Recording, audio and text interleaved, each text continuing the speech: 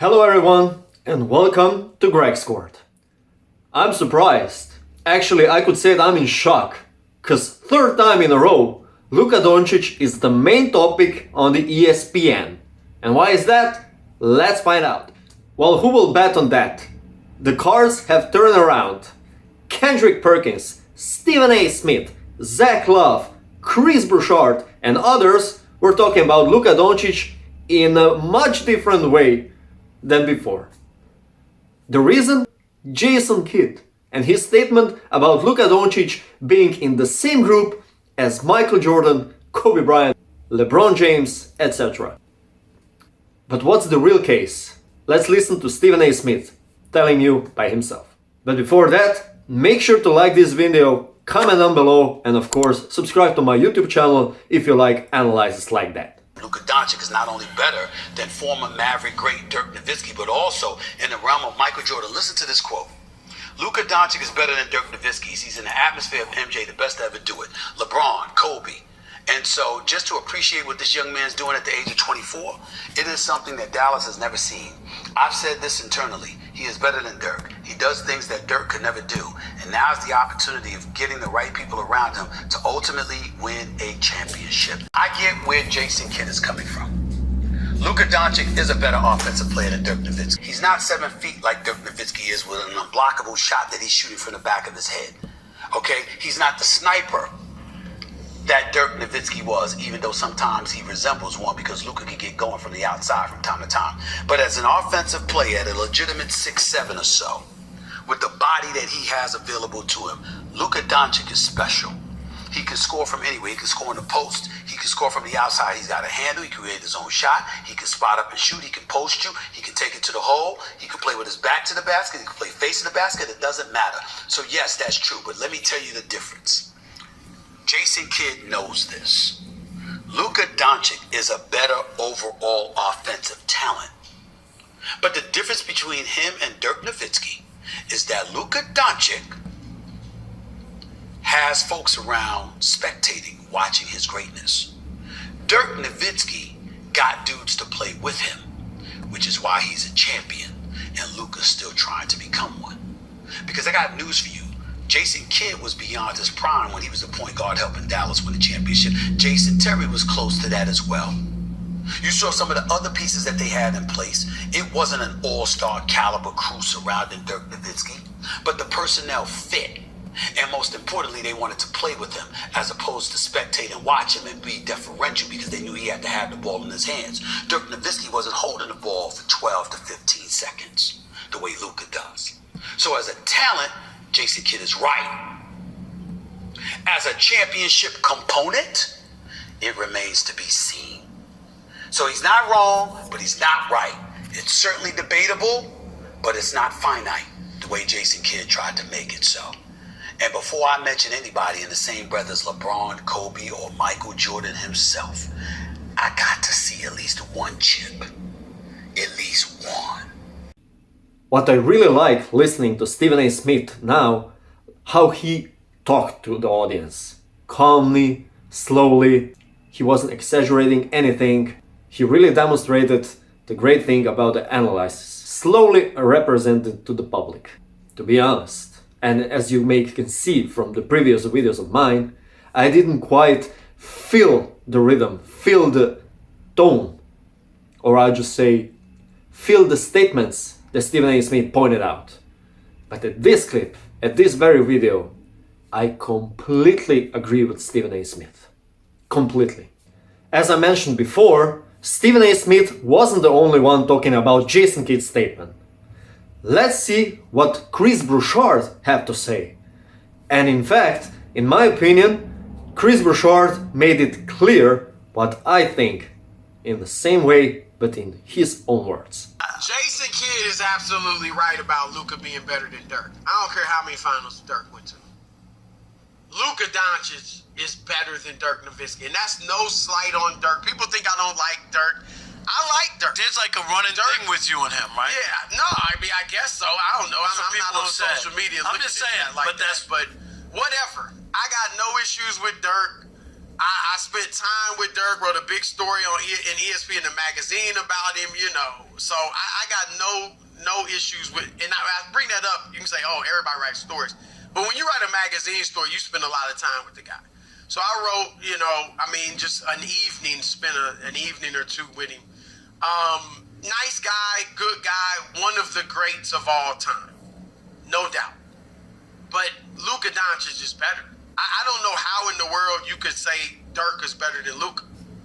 Luka scores more and then, of course, runs the offense, has a ton of assists. If Dirk wasn't a great rebounder, Luka is darn near as good a rebounder as Dirk. But I think Jason Kidd is projecting. That's not what he said. Luka Doncic should be, when it's all said and done, he should be being mentioned with Kobe and Larry Bird. I've been calling him Luka Legend since he got in the league. The dude is magnificent. My fear is this, Rob, because he's in his 6th season and he's not close to a championship right now. Jordan was close at this point. LeBron was close at this point. Luka's not really close. I know that one year they got deep, but they're the 7th seed right now. This is my fear, and it's not all on Luka. Some people will say some of it is because this is how he wants to play, but Luka, right now, he's playing and has played 2-ball dominant. 2-ball dominance, which does contribute to his gaudy stats. But you can't win with one guy doing it all. James Harden, now granted, James melts in the playoffs, but still, he hasn't won it. LeBron didn't win it when he was doing it all. And I think his ball dominance during his prime may have cost him some more other rings. Michael Jordan didn't win it when he was doing it all. Here is what stands out from me from Broussard's speak. Luka Doncic is right now 2-ball dominant, and that is true. He needs to find a way to give his teammates more time to react or more time with the ball. Yes, Luka has enormous numbers of assists. Of course he has. And he finds his teammates on the regular basis. Yes. But the time he's spending with the ball, sometimes even 15 or 20 seconds, that's just too much. And that needs to change. First of all, this is the thing with Doncic. Second of all, Kidd needs to interrupt here. Definitely, he's the coach.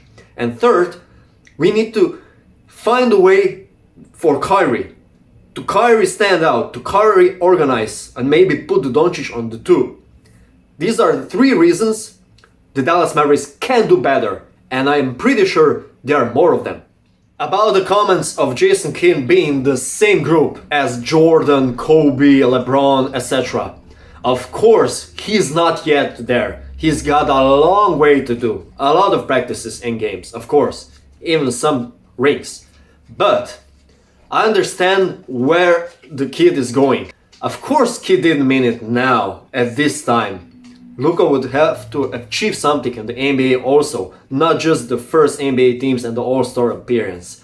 But what it counts, the rings, of course.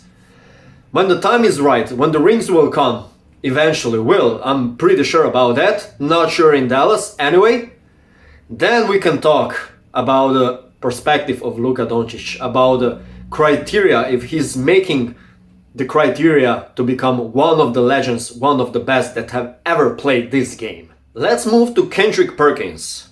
We all know Kendrick. He can be conservative too. He's got a point also. At first, when I first heard these comments, I was like, J. Kidd tripping, but he do have a point. And Luka showed us that when he first went against the Clippers in that series, and he dominated the Clippers, although Dallas lost the series, but Luka is 1-of-1 when it comes down to just individual talent and dominating the game. I always said this, he's LeBron James minus the athleticism, right? Minus the high-flying dunks and all that. That's how much he controls the game. A game changer and a game manager when need be. And Luka, what he's doing right now, the run he's on is special.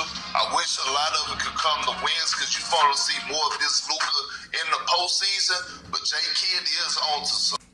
And the last but not least, Zach Love. Pretty interesting statement also. He's next. Yeah, I think we maybe should just leave the names Michael Jordan and LeBron James kind of off to the side in most player comparisons. But look, he's on the way there. That's what he's doing. That's how good he is. That's the territory he's going to be in if he keeps playing at this pace. And yeah, he hasn't won a ring yet. He's 24 years old or whatever he is. And the ultimate tribute to him, Perk nailed it before. Teams fear him as a playoff opponent. They want no part of dealing with this dude for 7 games, trying every defense in the book against him. We got to trap, we got to switch, and watching him solve it on the first or at the latest second try. He is a guy that makes coaches stay up at night and get cold sweats and have nightmares about what in the hell he's going to do to our defensive game plan tomorrow and the next day and the next day. Teams want nothing to do with him in a playoff series. So if we put the exclamation point here, overall, Luka Doncic is a great player. They all agree about it. But his prime is not here yet. He needs to win something with the team that will surround him with great players and with the coaching staff that can find great roles for all players, not just Luka Doncic. I really hope that this time will come soon. Till next time, Gregor was with you from Greg's Court. Like always, thank you for your likes, comments, and if you're new here or maybe you like the analysis like that, make sure you subscribe to my YouTube channel. Till next time, bye!